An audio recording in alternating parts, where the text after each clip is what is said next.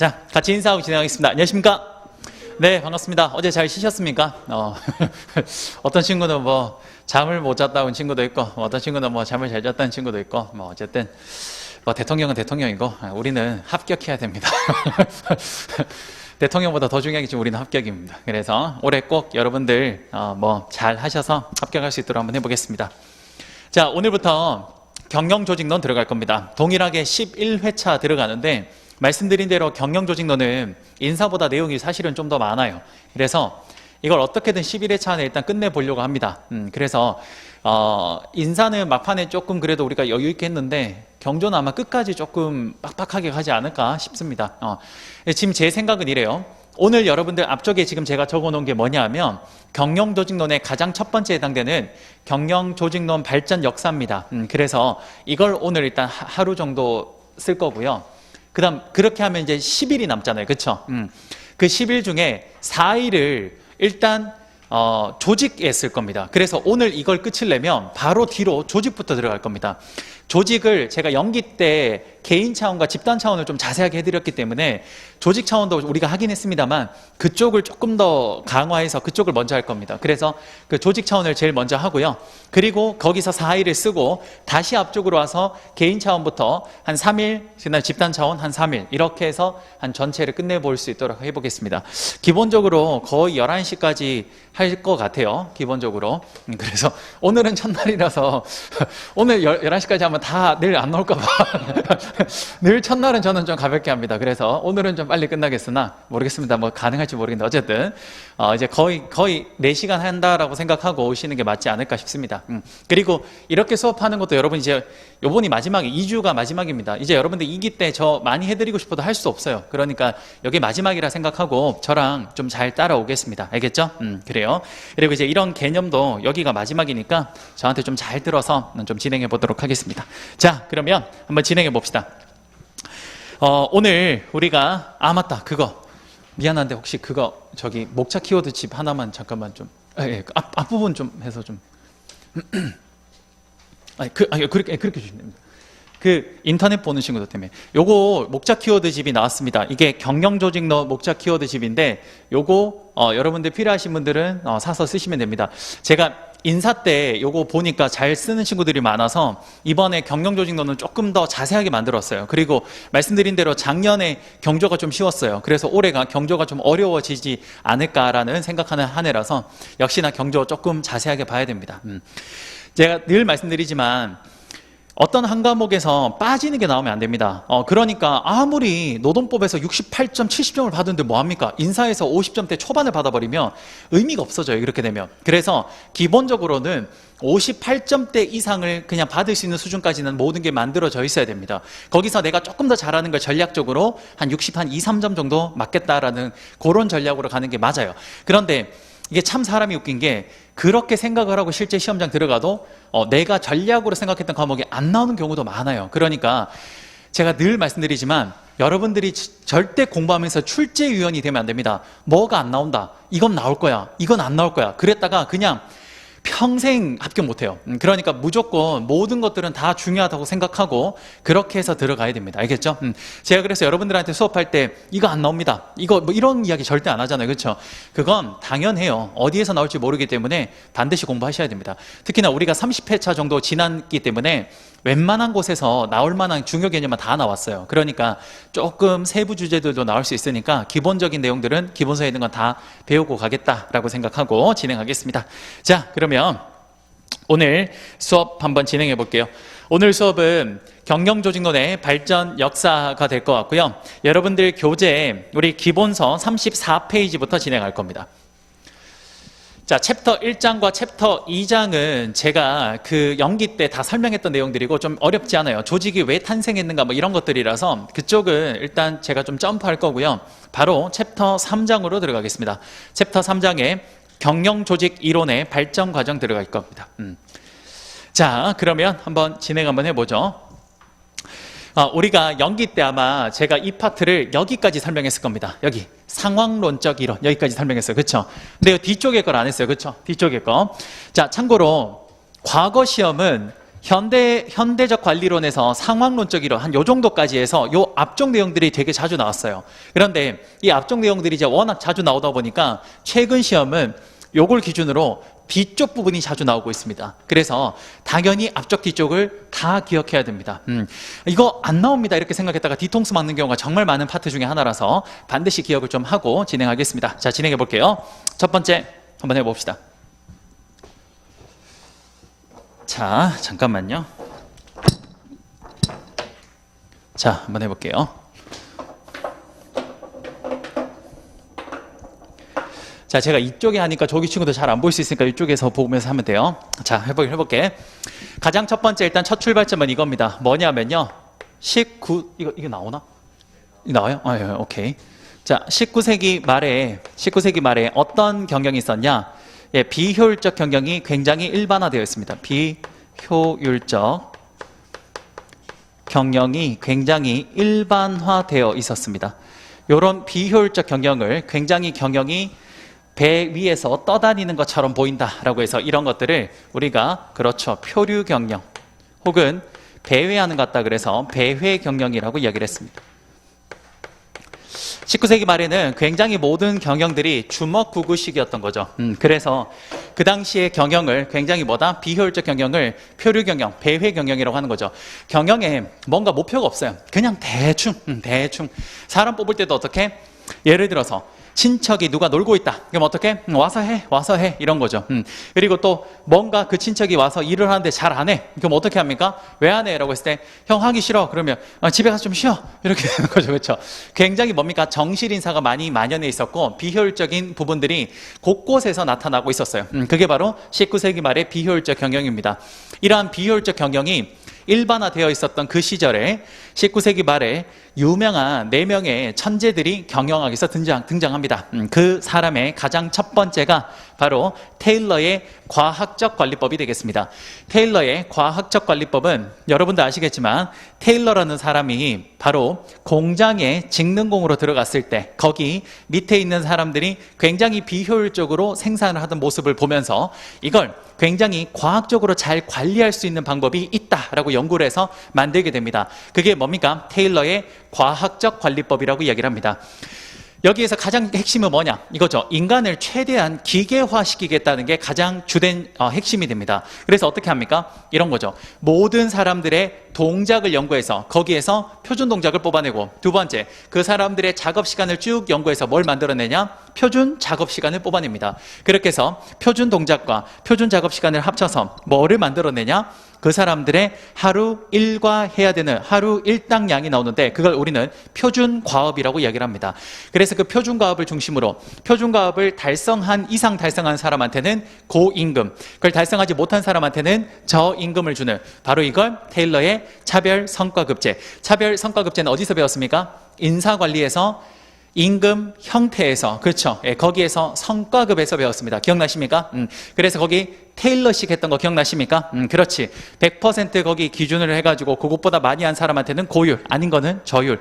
그 여러분들이 임금에서 배웠던 그 파트가 바로 이 테일러 여기에서 나온 겁니다. 이해되십니까? 그래요. 이제 여러분들 그런 거 배웠던 것들이 여기서 막 연결도 되고 저기 있게 막 이렇게 받기도 하고 할 겁니다. 그럴 때마다 여러분들이 머릿속에서 잘 정리를 해 두셔야 돼요. 오케이? 자, 어쨌든 그렇게 해서 테일러의 과학적 관리법을 통해서 굉장히 직무를 전문화시키고 세분화시켜서 비약적인 생산 향상을 이룹니다.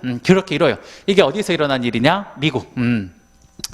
자, 그런데 그 당시에 테일러의 이러한 내용들을 통해서 생산성이 엄청나게 비약적으로 향상되었는데 요걸 그대로 받아들이면서 플러스 동시에 무언가를 좀 더 만든 사람이 있는데 그 사람이 누구냐? 여러분들이 알고 있는 자동차 회사 주인 포드입니다. 포드. 이 포드는 바로 테일러의 기본적인 이런 과학적 관리법을 그대로 수용을 합니다. 그대로 수용을 하는데 여기만 두는 게 아니라 여기에 플러스 뭐하냐? 기계를 자동화시키는 시스템을 도입을 합니다. 저게 뭐냐? 컨베이어 벨트라는 거예요. 예. 여러분들 그 기계 이렇게 컨베이어 벨트 지나가는 거 있잖아요. 그렇죠? 바로 그게 컨베이어 벨트인데 이러한 컨베이어 벨트는 모든 사람들이 그게 지나가니까 동시에 작업이 가능합니다. 그래서 포드는 동시 관리라는 걸 여기에서 강조하기 시작해요. 이러한 동시 관리가 가능했던 이유는 기본적으로 테일러의 과학적 관리법의 근간에서 컨베이어 벨트를 함께 활용을 해서 이렇게 대량 생산이 가능하게 됐던 겁니다. 됐습니까? 이를 통해서 테일러는 대량 생산에 성공을 하게 되고 이러한 대량 생산을 통해서 굉장히 저렴한 가격에 차를 생산하는데 역시 성공하게 됩니다. 그게 바로 T형 자동차라는 거죠. 포드에서 나온. 그렇죠? 바로 그거였어요. 그렇게 해서 포드는 뭐라 그러냐? 이런 말을 합니다. 정말 열심히 해서 양질의 제품을 만들어서 그렇게 해서 고객들한테 아주 양질의 제품을 저렴한 가격에 판매를 하면 고객한테 뭐가 되는 거예요? 굉장히 이득이 되잖아. 그렇죠? 그렇게 해서 고객한테 양질의 제품을 저렴한 가격에 제공을 하고 그걸 통해서 회사는 막대한 돈을 벌게 될 겁니다. 그렇죠? 그럼 그 돈을 통해서 어떻게 하냐? 그 돈을 종업원들한테 고임금, 고성과로 지급을 하는 겁니다. 이렇게 하게 됐을 때 포드의 컨베이어 벨트 시스템을 통해서 고임금과 그 다음에 저가격이라는 이 두 가지를 동시에 달성이 가능하다라고 이야기를 해요. 이러면서 포드는 뭐라 그러냐? 이것이야말로 기업의 봉사정신이다라고 이야기를 합니다. 이게 얼핏 잘못 가르치시는 분들 보면 봉사정신이라는 걸 진짜로 사회봉사라고 생각하시는 분들이 있어요. 그게 아니에요. 포드가 말했던 포디즘이라는 봉사의 정신은 딴 게 아니라 기업의 봉사정신은 뭐다? 정말 열심히 우리가 연구하고 잘 만들어서 양질의 제품을 고객들한테 굉장히 싸게 제공하는 거. 이게 뭡니까? 고객한테 진정한 우리의 봉사라고 생각을 하는 거고. 두 번째, 그렇게 해서 회사가 고객들한테 대외적으로 봉사를 했다며 그걸 통해서 수많은 돈을 벌며 그걸 직원들한테 많은 임금을 주게 되며 그건 뭐냐? 역시 직원들에 대한 회사의 봉사가 되는 겁니다. 이해되십니까? 그래요. 이걸 포드는 포디즘이라는 봉사정신에 입각한 경영 철학을 굉장히 내세웠어요. 이해되십니까? 그래요. 이렇게 해서 포드가 이야기를 했고요. 이러한 포드는 테일러의 이러한 내용들을 그대로 받아들여서 3S라는 걸 달성을 시킵니다. 이게 뭡니까? 첫 번째, 단순화, simplification. 두 번째, 전문화, specialization. 마지막 세 번째, 표준화, 스탠다르제이션. 이렇게 세 가지를 달성을 해서 굉장히 양질의 제품을 대량으로 생산하는데 성공을 합니다. 이게 바로 이 당시에 있었던 전체 뭡니까? 미국에서 있었던 일입니다. 이해되십니까? 오케이. 자, 이게 끝이 나고 난 뒤에 요 시기에 미국에서 이런 일이 있었는데 비슷한 시기에 프랑스에서는요 페요리라는 사람이 등장합니다. 페요는 테일러랑은 조금 다르게 테일러는 사실 좀 집안이 좀 가난했어요. 그래서 어찌 보면 공장의 가장 밑바닥에 생산직으로 들어갔다면 반면 페요는 뭐냐? 굉장히 부유한 집에 태어난 사람입니다. 아버지가 뭘 갖고 있었어요? 광산을 갖고 있었어요. 그래서 뭐 쩔죠. 그러니까 뭐 어떻게 됩니까? 이 사람은 애초부터 자기 아버지 회사에 이제 그 승계를 받을 때 어떻게 했습니까? 당연히 이런 사람은 광산에 광부로 들어가는 게 아니라 뭐로 들어갑니까? 광산에 그렇죠. 관리자로 들어갈 겁니다. 그렇죠. 그러다 보니까 사실 테일러는 생산자 있죠. 그러니까 우리 생산 현장에서 가장 밑바닥에 있는 사람들의 효율성이라는 개념을 여기에서 주로 연구를 했다면 페요는 그것보다 아무래도 관리자 위에 좀 위쪽에 있다 보니까 아무래도 거시적 측면에서 사람들을 매니지먼트하는 거에 대해서 좀 더 관심이 있었습니다. 그래서 페요이 그렇게 하면서 전반적으로 회사의 관리자라면 어떻게 사람들을 관리해야 되는지에 대해서 연구를 해서 만들어낸 이론이 바로 일반 관리론이라는 겁니다. 그래서 우리가 경영학에서 이런 말을 해요. 뭐냐 하면요, 뭐 별건 아니고 테일러의 이 이론은요 아무래도 그 공장 현장에서 생산을 하는 사람들의 한 명 한 명에 대해서 보는 거다 보니까 보통 여기를 뭐라고 하냐? 관리론 중에서도 미시적 관리론이라고 합니다. 여기를 미시적 관리론이라고 해요. 테일러 거를. 그 다음 페요는 좀 어떻습니까? 관리자 위쪽에서 이렇게 넓게 보는 거잖아요. 그렇죠? 그래서 여기를 뭐라고 하냐? 바로 거시적 관리론이라고 합니다. 오케이. 이렇게 일단 하나 체크하죠. 됐습니까? 자, 이렇게 해서 테일러는 뭐라고 합니까? 일반 관리론에서 멋진 관리자 혹은 굉장히 효율적 관리자가 되려면 어떻게 해야 되냐? 6가지의 관리 활동을 잘 해야 된다라고 이야기를 합니다. 그게 뭐냐? 첫 번째, 회계 활동. 두 번째, 재무 활동. 세 번째가 기술 활동. 그렇죠. 네 번째가 재무했고, 회계, 재무. 그 다음에 아까 세 번째가, 그렇죠. 아니, 잠깐만. 회계. 나도 헷갈린다. 자꾸 그러니까. 자, 첫 번째 회계 활동. 두 번째 재무 활동. 세 번째가 기술 활동. 그 다음에 네 번째가 상업 활동. 그렇죠. 그 다음에 다섯 번째가 보존 활동. 그렇죠. 그 다음에 여섯 번째가 그렇죠. 그게 관리 활동, 매니지먼트입니다. 제가 왜 이렇게 저는 왜 암기하고 있냐면 저한테 1차 경영학을 배우신 분들은 살짝 그걸 알 거예요. 기업 경영을 할 때 가장 첫 번째가 뭐냐 하면 기업의 언어가 뭐냐면 회계예요. 그래서 저는 회계 활동을 제일 먼저 기억을 하고, 두 번째, 회사가 당연히 사업을 영위하려면 뭐가 있어야 돼요? 돈이 있어야 돼요. 그래서 두 번째 재무 활동을 저는 생각한 겁니다. 됐죠? 그 다음 세 번째, 그렇게 돈 가지고 이제 공장 지어서 뭐 합니까? 물건 만들죠. 그래서 그 만드는 제조 과정을 기술 활동이라고 해요. 그 다음 이렇게 만들어진 제품을 이제 어떻게 합니까? 팔아야 되죠. 그렇죠? 그래서 이 네 번째가 유통과 관련된 상업 활동이라고 얘기를 한 겁니다. 됐습니까? 그 다음 다섯 번째, 그것들을 제품 창고에서 뭐 하는 겁니까? 보존. 그렇죠. 그걸 해야 돼. 그게 다섯 번째 보존 활동. 이게 나머지 전체를 하는 게 관리하는 게 관리 활동이 여섯 번째. 이렇게 보시면 됩니다. 됐죠? 자, 페율은 이 6가지 활동 중에 가장 중요한 게 매니지먼트, 관리 활동이었습니다. 이 관리 활동의 세부 내용이 뭐냐? 이게 여러분들 한 번쯤 들어봤을 법한 뭐냐? 계획, 조직, 지휘, 조정, 통제라는 이 기능을 매니지먼트라 그러고, 오늘날에 여러분들이 알고 있는 경영학은 바로 여기에서 출발한 겁니다. 그래서 페율을 사실상 경영학의 아버지라고 이야기하는 사람도 제법 많아요. 네, 그래요. 이게 바로 페율의 일반 관리론입니다. 그래서 페율은 이런 6가지 관리 활동을 잘 했을 때 굉장히 효율적인 경영이 이루어진다라고 이야기를 했죠. 그러니까 지금까지 19세기 말에 비효율적 경영이 이루어졌던 것들을 이런 사람들이 하는 걸 보면 어떻습니까? 그래도 좀 체계적으로 하고 있잖아. 그치? 예, 그러면서 생산성이 높아지고 있었던 겁니다. 이해되십니까? 페율은 이런 6가지 관리 활동 플러스 모든 관리 활동에서 사용되는 14가지의 원칙이 있는데 그 14가지 원칙에 대해서도 이야기를 했어요. 이렇게 해서 페율이 일반 관리론이라는 걸 프랑스에서 주창하면서 굉장히 생산성이 높아지게 되었습니다. 자, 여기까지 이해되십니까? 오케이?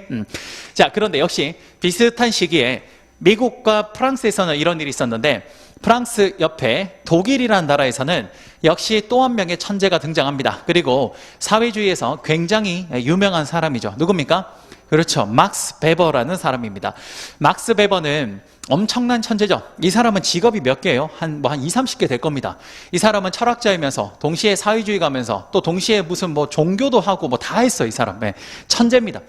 그러니까 막스 베버는 뭐라고 하냐면요, 이런 비효율적 경영을 효율적으로 만들면서 동시에 생산성을 높일 수 있는 방법이 하나 있다. 그건 뭐냐? 모든 이런 생산성을 높이는데 가장 중요한 제도가 하나, 혹은 조직 제도가 필요한데 그게 뭐냐? 관료제라고 얘기를 합니다.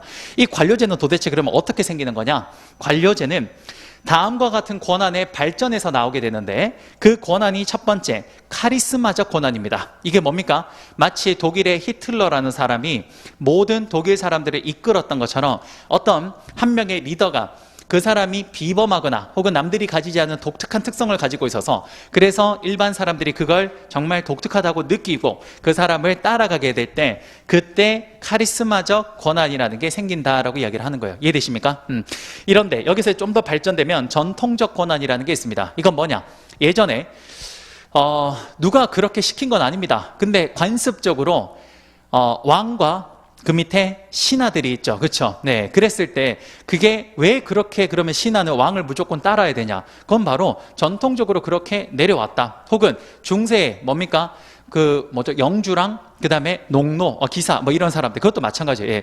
그러니까 우리가 전통적으로 관습적으로 그렇게 해왔다라는 겁니다. 그렇게 하면서 권한이 생기는 것들. 근데 마지막으로 이제 좀 더 발전되면 이 모든 권한이 명문화, 문서화되면서, 그러면서 어떤 합법적인 거에 의해서 권한이 생기기 시작합니다. 그게 마지막 합리적, 합법적 권한이라고 이야기를 해요.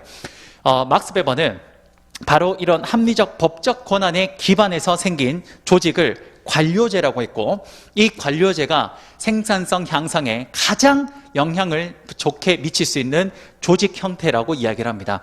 그러면서 이 관료제에서 여러 가지를 주창을 해요. 그 중에서 정말 중요한 게 첫 번째, 문서화하라.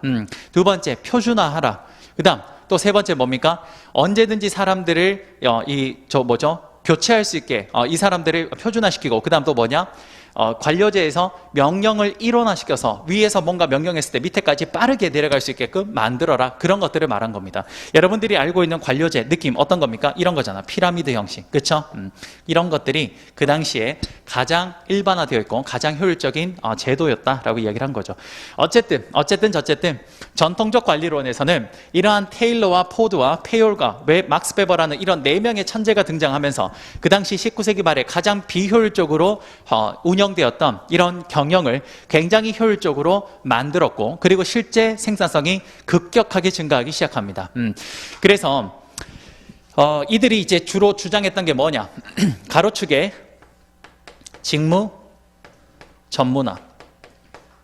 즉 일을 굉장히 좀 잘게 쪼개고, 일을 굉장히 잘게 쪼개면 그럴수록 조직의 성과는 계속 높아질 수 있다라고 이야기를 했던 겁니다. 분업과 전문화 원리를 적극적으로 강조를 많이 했어요. 철저하게 인간은 뭐로 보는 겁니까? 기계 부속품화로 보는 거죠. 그렇죠. 맞아요. 예, 맞아요. 근데 이게 잘 진행되고 있었는데 어느 순간 일정 수준의 직무, 전문화 그 이상 더 올라가도 생산성이 더 올라가지 않고, 이렇게 올라가지 않고 떨어지기 시작한 겁니다. 그래서 왜 자꾸 생산성이 더 올라가지 않고, 이들이 저 천재들이 이야기한 대로 했는데 왜 저게 계속 생산성이 올라가지 않고 떨어지고 있는가? 저기에 많은 학자들이 굉장히 궁금증을 좀 자아내고 있었어요. 그러다가 어떤 일이 발생하냐? 바로 이런 일이 발생합니다. 그 당시에 조명회사가 이렇게 광고를 많이 했다고 합니다. 그 조명을 실제로 팔던 회사들이 조명을 밝게 하면 할수록 기업의 노동자들의 생산성이 올라갑니다. 이런 식으로 광고를 많이 했대요. 실제로. 그러다 보니까 많은 회사에서 그 광고를 실제로 믿고 자기 회사의 이런 조명들을 굉장히 밝게 바꾸려고 좀 노력을 많이 했다고 합니다. 근데 그렇게 밝게 바꿨는데 생산성이 올라가긴 했어요. 근데 안 바꿨던 조직도 올라가는 거예요, 생산성이. 그래서 이게 뭔가 좀 이상하다라는 생각이 좀 든 거죠. 이 일이 어디서 일어났냐?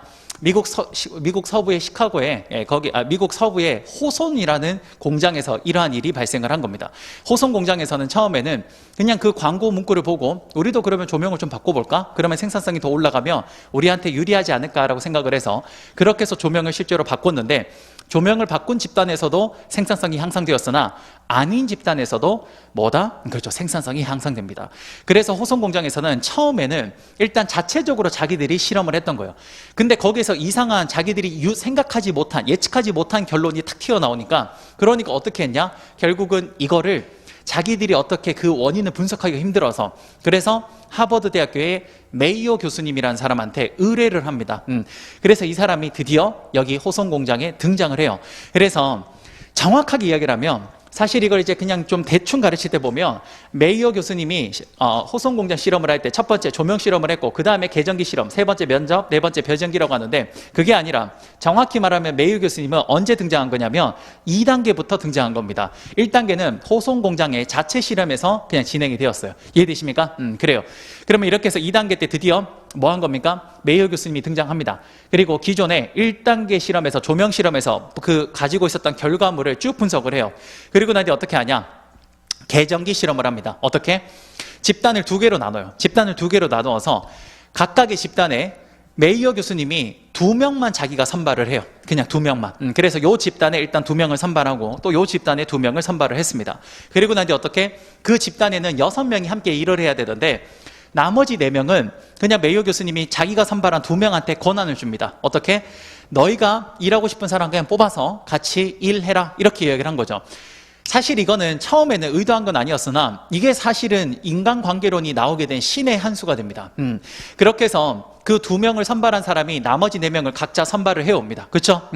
자, 그렇게 선발을 해서 이제 여기에다가 어떤 생각을 했냐면, 조명이 문제가 아니구나. 그러면 각종 작업 환경이 문제가 될 수 있겠다라고 생각을 했어요. 그래서 어떤 거? 임금을 높여주거나 혹은 또 뭡니까 휴게 시간을 주거나 혹은 간식 같은 걸 주거나 이런 것들의 물질적인 것들을 여기다 계속 원인 변수로 계속 넣었을 때 그랬을 때 결과물이 달라지지 않을까라고 생각을 했던 거죠. 그래서 A 집단과 B 집단의 6명한테 이거를 실험을 합니다. 어떻게 했습니까? 한쪽에는 임금도 많이 주고 두 번째 휴게 시간도 주고 세 번째 간식도 주고 이렇게 합니다. 반면 나머지 통제 집단에서는 그런 걸 하지 않았던 거예요. 이렇게 해서 두 개를 돌려봤는데 어떻게 됐냐? 놀랍게도 A 집단과 B 집단 모두의 성과가 향상된 결과가 나왔습니다. 그래요. 그래서 이제 여기에서 메이어 교수님은 뭔가가 있다라고 생각을 하게 된 거죠. 그렇죠?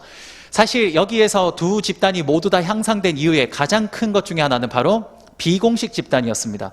그 사람들 2명이 나머지 4명을 너희가 같이 일하고 싶은 사람을 뽑으라고 하니까 당연히 이 친구들은 평상시 자기들 공장에서 친하게 지냈던 다른 부서 사람을 뽑아왔을 겁니다. 그렇죠? 그러니까 당연히 내가 좋아하는 사람이랑 같이 일을 하니까 어떻습니까? 상당히 해피하겠지. 그렇죠? 그러니까 뭐 휴게 시간을 안 줘도 굉장히 열심히 일을 하게 되는 거죠. 실제로 회사를 다녀보신 분은 아시겠지만 회사에 가면 어느 순간 그 사내 커플이 생기면 걔네들 장난하게 열심히 합니다. 왜 그러냐? 회사 오는 게 해피하잖아요. 그렇죠? 오늘 회사를 가면 또 내 여친과 남친이 있으니까 회사 그렇게 안 나오던 놈들이 새벽같이 와서 밤늦게까지 같이 있죠. 어쨌든 그래요. 그런 식으로 굉장히 비공식 집단이라는 게 생산성 향상에 큰 영향을 미쳤던 겁니다. 그렇죠? 그리고 그런 것도 있었고 두 번째 또 어떤 것도 있었습니까? 아무래도 이런 식으로 교수님들이 와서 실험을 하니까 아무래도 이제 그 종업원들은 와, 사장은 하나도 우리 신경 안 써주는데 그래도 이런 신경을 써주시는 분이 계시는구나. 어떻습니까? 마음의 위안을 좀 얻는 거죠. 그렇죠? 그래서 그런 것들이 사실은 이 생산성 향상에 큰 영향을 미쳤던 겁니다.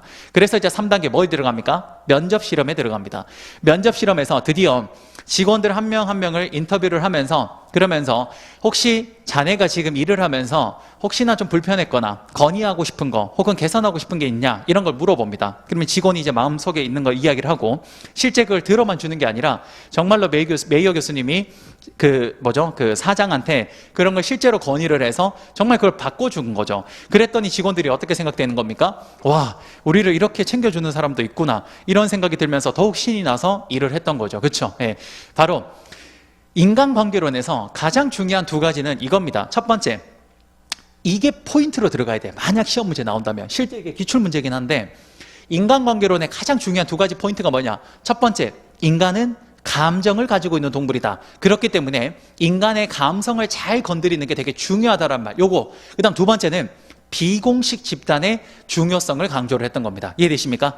이 2가지가 인간관계론의 가장 중요한 포인트가 돼요. 이해되세요? 그래서 그 비공식 집단의 중요성을 2단계, 3단계에서도 알겠습니다만 마지막 4단계에서 제일 정확하게 알죠. 저기 마지막 배정기 실험에서 배정기 집단이 이 모든 실험에서 가장 끝까지 성과가 안 났던 집단이에요. 그래서 왜 그런가 해서 봤더니 이런 일이 발생했네요. 배정기 집단에서 나름 그 안에서 일을 하고 있는데 거기에서는 회사가 규율하지 않은 자기들만의 규칙이 있었던 겁니다. 그게 뭐냐? 한두 명이 되게 열심히 하려고 해도 나머지 애들이 못하게 자꾸 막는 거야. 그래서 왜 그런가 봤더니 이걸 열심히 해버리면 어떻게 돼요? 만약 열심히 해서 좋은 성과를 내면 다음번에 목표치가 상향됩니다. 그래서 이게 싫은 거야. 그래서 다들 암묵적으로 그런 것들을 못하게 만들고 그리고 만약에 몇몇 친구가 좀 독특하게 열심히 하려고 해도 어떻게 해요? 방해해버리는 거죠. 그렇죠? 그러면서 비공식 집단에서 가지고 있는 이런 원칙과 그들의 어떤 집단의 관계가 생산성에 아주 결정적 영향을 미친다는 걸 마지막에 알게 됩니다. 이해되십니까? 그래서 이 4단계를 진행하는 모든 과정 동안 마지막 결론은 딱 2가지입니다. 첫 번째는 뭐다? 인간은 감정을 가지고 있는 동물이라서 이런 것들을 잘 케어를 하는 게 필요하다. 요거랑 2번째는 비공식 집단이 많이 중요하다. 이 이야기를 한 겁니다. 이해되십니까? 그래요. 바로 인간관계로는 그러한 것들을 실행을 좀 했다라는 거죠. 이해되십니까? 근데 참 그거 한 게 뭐냐? 우리가 이런 말이 있습니다. 여러분들 이제 샤워할 때요. 여러분 샤워할 때 아마 집에서 샤워하실 때 이제 보일러가 있잖아요. 그렇죠? 그럼 여러분 뜨거운 물로 이렇게 틀면 그렇게 해서 탁 뜨거운 물을 틀면 뜨거운 물이 바로 나와요? 안 나와요. 보일러가 돌아가면서 그게 데펴져야 뜨거운 물이 나옵니다. 그렇죠? 그래서 처음에 뜨거운 물로 끝까지 돌려서 탁 했을 때 보면 뜨거운 물이 바로 안 나와서 뭐지? 왜 안 나오나? 이러다가 한참 기다리면 어떻게 됩니까? 거의 살을 댈 정도의 뜨거운 물이 갑자기 튀어나오죠. 그럼 어떻게 됩니까? 아, 뜨거워! 하면서 그럼 어떻게 해요? 다시 찬물 끝까지로 돌려버립니다. 그렇죠? 그렇게 돌리면 또 갑자기 처음에 좀 미지근하다 갑자기 아, 차워! 이러면서 또다시 어떻게 됩니까? 이렇게 돌리죠. 네. 똑같아요. 첫 번째, 인간을 너무 말살했다면 자, 인간을 여기에 너무 말살했다면 전통적 관리론에서 여기서는 사실 여기에서 있던 게 나빴던 건 아니거든. 여기서 인간을 너무 말살했던 건 살짝 여기 플러스에 좀 좋았을 텐데 여기에서 뜨거운 물이었다면 여기는 어떻게 가냐? 찬물로 가버리는 겁니다. 그래서 여기 때 뭐라고 하냐면요. 결론이 무조건 인간의 감정만 잘 터치하고 무조건 비공식 집단만 만들어주면 생산성은 무조건 올라간다라는 겁니다. 근데 실제 안 그렇거든. 인간에게 있어서 물질적인 욕구도 상당히 중요합니다. 실제 로크의 목표 설정 이론을 보면요.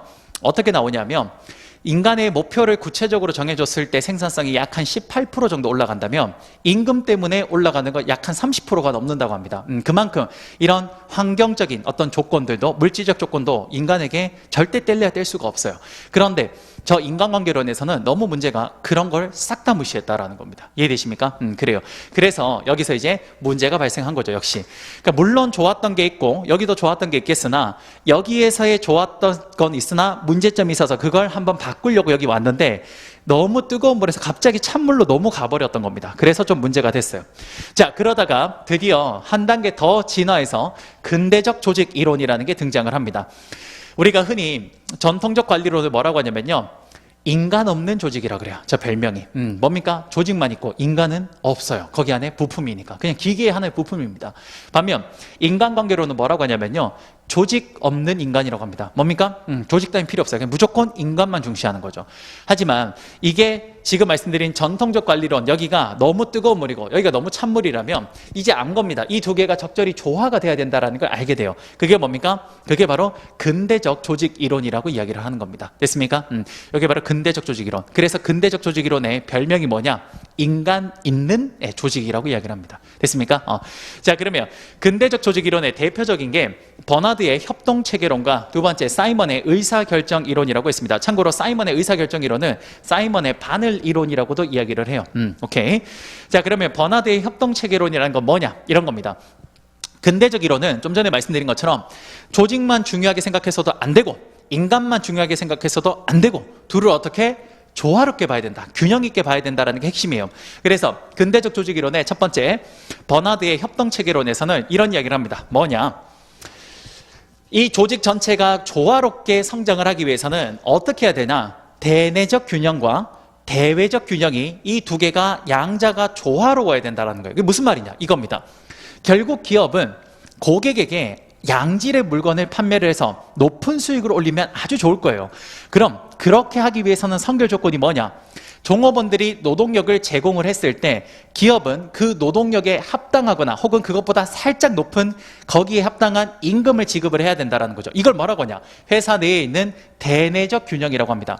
그 다음 그렇게 해서 종업원들한테 제공한 노동력에 합당한 임금을 제공을 하면 종업원들이 어떻게 되냐? 일에 대해서 더 열심히 하겠다고 하는 공헌의 의지가 높아질 겁니다. 그럼 그런 걸 바탕으로 더 멋진 일들을 많이 여기서 하게 되면 결국 기업은 그러한 노동력을 바탕으로 고객한테 굉장히 양질의 물건들을 제공할 수 있을 거예요. 그럼 고객은 그걸 바탕으로 기업의 가장 궁극적인 목적이 뭐다? 이윤 극대화, 매출 극대화에 기여를 하게 되는 겁니다. 이게 바로 회사 밖에 있는 고객과 기업의 관계라 그래서 대외적 균형이라고 그래요. 결국 기업이 잘 성장을 해가려면 이러한 대내적 균형과 대외적 균형이 양자가 조화를 이루어야 된다는 게 버나드의 협동체계론입니다. 이해되십니까? 어렵지 않죠? 그냥 균형이라는 게 균형. 조직과 인간을 조화롭게 보는 겁니다. 됐죠? 물론 조금 더 자세한 게 있어요. 그거는 이따가 기본서를 더 보면서 할 거예요. 일단 흐름을 오케이? 자, 그러면 이런 버나드의 협동체계론에서 다시 한 번 더 발전된 이론이 사이먼의 의사결정론이라고 합니다. 이거 아까 적다 말았네.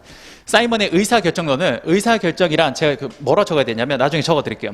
사이먼의 의사결정 이론이란 복잡한 상황 하에서 목표를 달성하기 위해 조직과 개인이 협력해서 문제를 해결해 나가는 것으로 보고 있습니다. 그래서 왜 의사결정이 복잡한 상황 하에서 이루어지냐면요, 인간은 완벽하게 합리적이라고 예전에는 가정을 했으나 인간은 절대 그렇지 않습니다. 인간은 사실 어떤 의사결정을 할 때 상당히 많은 것들의 제한을 받게 돼요. 그래서 제한된 합리성 하에서 인간이 의사결정을 하는데, 여기서 의사결정이 조화롭게 이루어지려면 결국 조직과 종업원들이 어떻게 상호 협력의 관계를 가져갈 수밖에 없다라는 겁니다. 결국 이것도 마지막에 결론이 뭡니까? 조화, 균형에 대한 이야기인 거예요. 이해되십니까? 오케이. 뭔지는 조금 이따 기본서로 또 보도록 할게요. 자, 어쨌든 이렇게 해서 근대적 조직 이론이 인간이 있는 조직이라 그래서 조직과 인간을 조화롭게 보는 것들의 이론들이 나타나기 시작합니다. 근데 비슷한 시기에 인간관계론에서 이게 좀 더 발전된 행동과학 이론이라는 게 나옵니다. 행동과학 이론은 뭐냐? 인간에 대한 여러 가지 탐구를 할 때 이거를 단순히 그냥 말로 하는 것이 아니라 다양한 학문들을 수용해서 이러한 것들을 구체적인 어떤 수치나 혹은 구체적인 어떤 이론으로 만들어가는 건데요. 그게 바로 행동과학 이론이고, 이 행동과학 이론은 나중에 경영조직론에서 OB, 그러니까 미시조직론에 큰 영향을 미칩니다. 여러분들이 알고 있는 동기부여 이론 이런 거 있잖아요. 그 전부 다 사실은 행동과학 이론에서 나온 것들이에요. 그래서 이 행동과학 이론의 가장 대표적인 이론이 맥그리거의 XY 이론입니다. XY 이론 뭡니까? 인간의 본성에 대해서 성찰하고 탐구한 이론인데요. 기존의 인간들을 전부 다 X론적 이론이라고 생각을 했다면, 인간은 전부 다 그 당시에, 그러니까 바로 요 앞에, 특히 이때 전통적 관리론 이때 인간을 전부 다 어떻게 본 거냐? X론적 인간으로 봅니다. 뭐냐? 인간은 기본적으로 성악설에 기반으로 해서 인간은 굉장히 타성에 젖어 있고 누군가 시켜야 하고 그리고 뭔가 본인이 스스로 할 수 있는 창의력이 전혀 없다라는 전제하에서 사람을 다뤘던 거예요.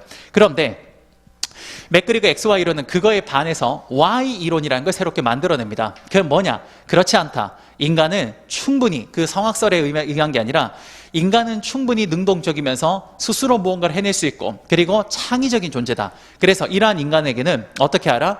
권한을 위임하고 교육훈련을 잘 시킨다면 얼마든지 스스로 자아실현을 해낼 수가 있다. 이런 것들을 이야기를 하는 겁니다. 이런 것들이 전부 다 행동과학 이론에서 나온 거예요. 이게 맥그리거의 XY 이론. 알겠죠? 물론 기본서에 좀 더 자세하게 나중에 보도록 하죠. 어쨌든 이러한 행동과학의 영향을 받고 근대적 조직이론이 한 번 더 발전해가는 과정에서 마지막 현대적 관리론이라는 게 나옵니다. 지금까지 현대적 관리론의 이전까지는요, 사실 이겁니다. 잘 봐요. 다시 이쪽으로 보면 전통적 관리론은 뭘 강조하고 있냐? 조직만 강조합니다. 반면 인간관계론은 뭐만 강조하냐? 인간만 강조해요. 근데 근대적 조직이론은 인간과 조직의 조화를 강조합니다. 그럼 현대적 관리론은 인간과 조직의 조화 플러스 뭐를 강조하기 시작하냐? 환경을 이제 드디어 생각하기 시작한 겁니다. 지금까지 현대적 관리론이 나오기 전까지는요, 사실 우리가 살고 있는 시대가 굉장히 안정적이면서 느리게 변화했던 시대입니다. 혹시 여러분들 역사를 좋아하시는 분이라면요, 갑자기 기억이 안 나네. 그 뭐라 그러죠?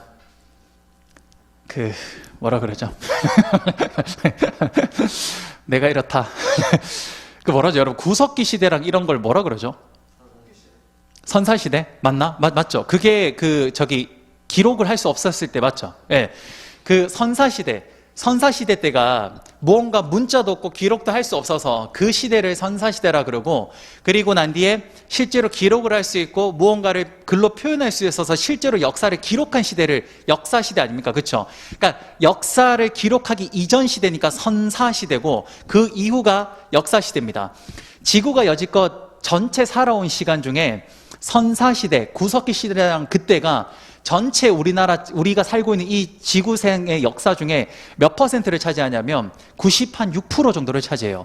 그럼 실제로 여러분들이 배우는 역사는 사실상 4% 정도에 불과합니다. 그렇죠?